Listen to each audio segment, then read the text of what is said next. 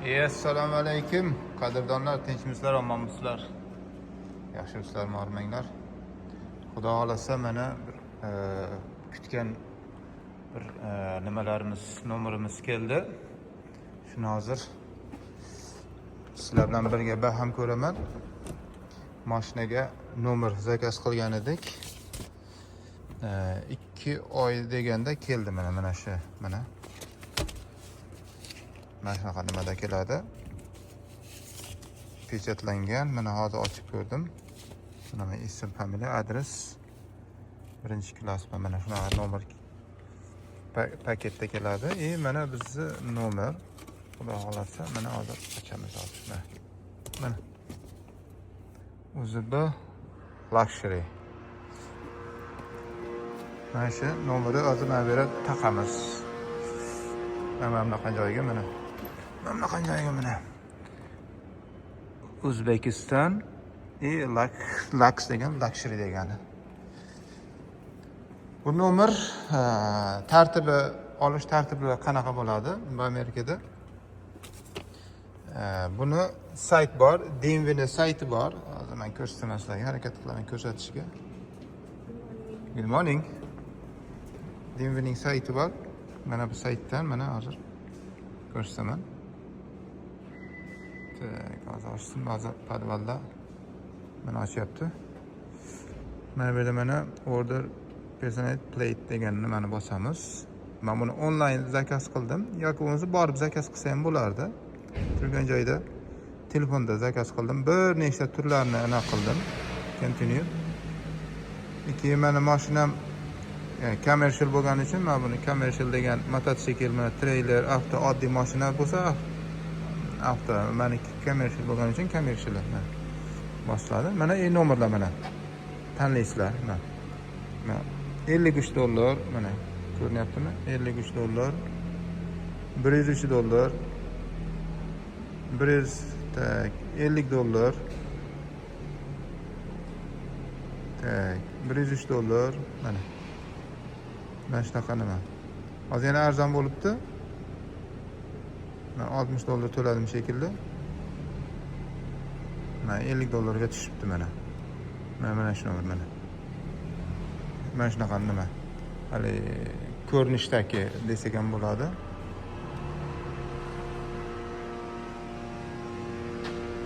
Mana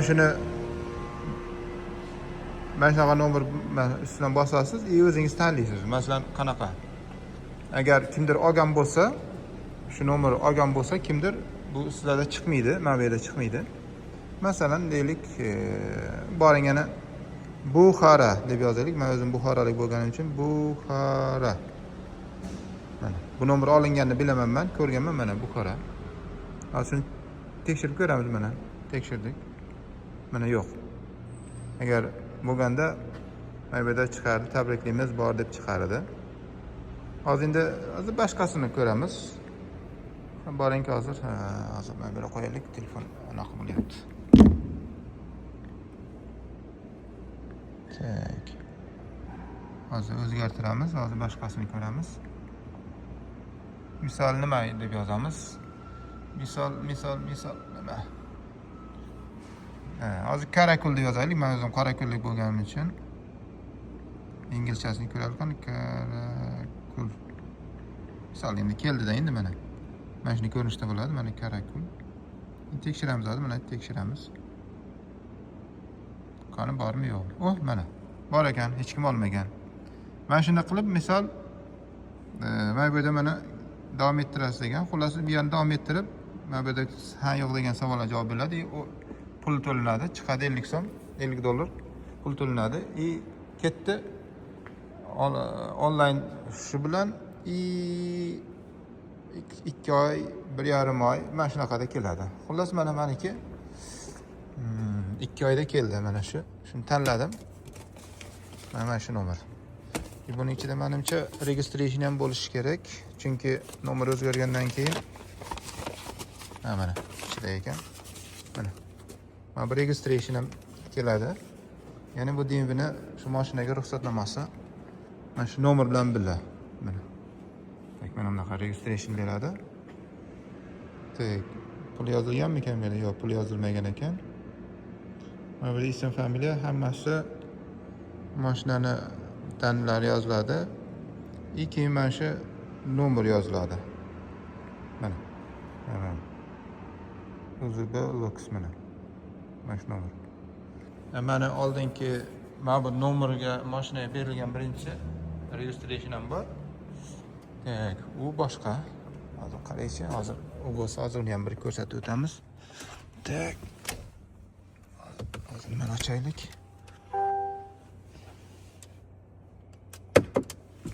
Tak, mana bu yerda bo'lishi kerak.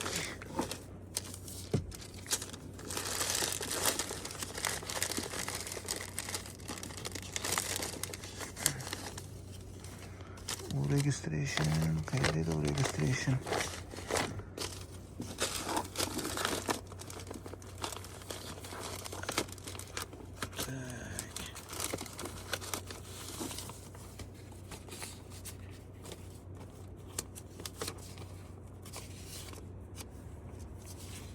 Xullas shu yerda hozir qidirib topishim kerak. Topolmadim. Qarashim kerak qog'ozlarning ichida. Shu yerda bitta konvertda qo'ydim registrationni.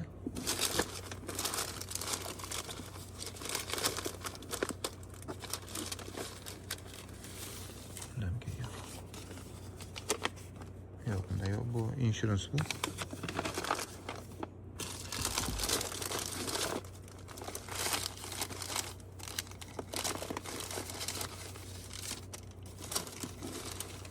Mana. Mana. Topdim. Mana bu o'zini oldingi eski registratsiyasi. Mana ko'rsangizlar, mana shu nomer yozilgan mana. 88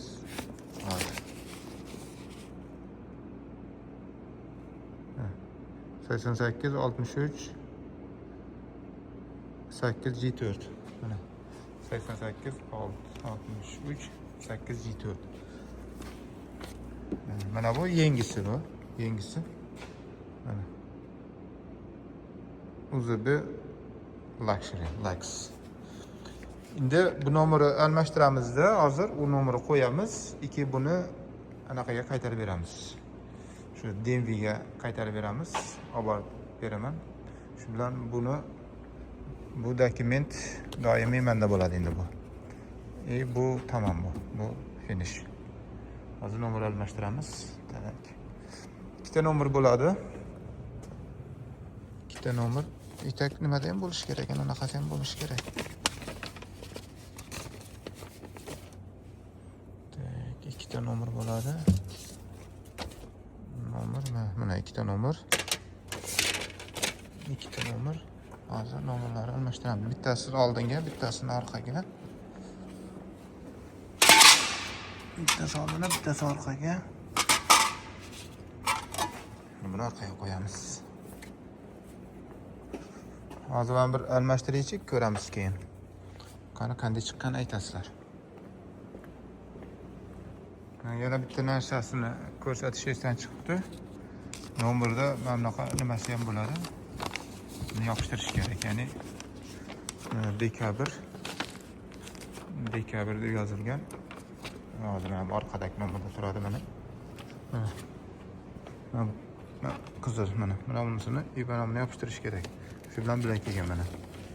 Dekabr 2026 mana. Hozir shu nomerni yopishtirib, hozir orqaga qo'yamiz buni. Xudo xolasa hozir buni to'g'rilaylik. Hozir mana shuni olib yopishtiramiz, keyin ko'rasizlar qanday chiqqan. Mana oldinga qo'ydik. Oldinga mana qo'ydik. Mana O'zbekiston Luxury. Yana bu davlatimizda jonajon yurtimizda reklama qilish maqsadida dunyoga shunaqa davlat, shunaqa jonajon davlatimiz borligini reklama qilish maqsadida ham oldiga UZBni qo'shdim. xillar nomerlar qo'yildi. 77lar, 7lar, bir balalar. Har xil variantlarni ko'rdik. Shu USB bo'lishi shart dedim o'zimga o'zim. Endi orqaga qo'yamiz. Mana bu. Tak, endi men ba'zi ularni yopishtirishimiz kerak. Bunisini bu tomonga, bunisini bu tomonga. Hali yopishtirib, mana qo'yamiz. Mana nomerni qo'ydik. Mana USB Luxury Lux O'zbekiston Luxury degani, ya'ni davlatimizni reklama qildik. O'zbekiston mashina o'zi luxury bo'lgani uchun mashinani luxury deb qo'ydik, ya'ni USB Luxury. Mana bu dekabr oyi, nima uchun dekabr? Degan December, dekabr oyi. Mashina dekabrda olingan, 31-dekabrda. Shu munosabat bilan buni registratsiya dekabrda qilingan. 2026 nimaga? 2026-yil dekabr oyida olingan. Mashina o'zi 2026-yil anaqa Cadillac Escalade 2026. Bu har yili mana bu almashadi. Mana shu dekabr oyiga kelganda DMVga boraman, pulini to'layman. Menga mana bundan stikerdan beradi. Mana bu registrationni yangilab beradi, boshqa beradi, boshqa beradi. Mana bunaqa stiker beradi. Bu 2027 bo'ladi shunda. Mana shu 2026 dekabrga boramanda 31-dekabrdan oldinroq shuni olaman. Bu mashinaning narxidan kelib chiqib belgilanadi. Mashina olayotganda dokumentlarni ko'rganimda mana shu registration $1200 to'langan edi. Tak, mana eskisi bormikan shuning puli? Eskisi qadar mana $1201 mana bor ekan. Hamma u dokumentlarni ko'rdim. Mana $1201. Mana shu qog'oz bilan ana shu nomer olish uchun. Bu har yil almashadi. Har yili shuncha pul bo'lmaydi, lekin kamayib boradi. Nima uchun bunaqa qimmat? Birinchidan mashina commercial, ya'ni biznes uchun ishlatiladigan mashina. Ikkinchidan mashina qimmat. Shu sababli mana bu narx shundan kelib chiqadi. Commercialdan kelib chiqadi. Agar oddiy mashina bo'ladigan bo'lsa, bu arzon. Yangisi bo'lsa, masalan, $300-400 bo'lsa kerak. Mana o eski mashinaga olganman, 200 necha dollar. U orqada Siena bor. 200 necha dollar u orqada. U orqasidagi Toyota Siena'ga 200 necha dollar to'laganman o'tgan yili. Bu yil ham mana aprelda to'ladi. Borib olishim kerak. 1-aprelgacha. Yo'q, erta dushanbaga borishim kerak, esda ham yo'q. Xolos, mana yopishtirdik. Mana. Nasib bo'lsa endi bu eski nomerni, mana eski nomeri qaytaramiz. Mana 2 oyda keldi. Katta rahmat oxirigacha ko'rganingizlar uchun. Agar shu nomer, tanlagan nomerim sizlarga ma'qul bo'lgan bo'lsa, bitta like tugmachasini bosib qo'yasizlar degan umiddaman.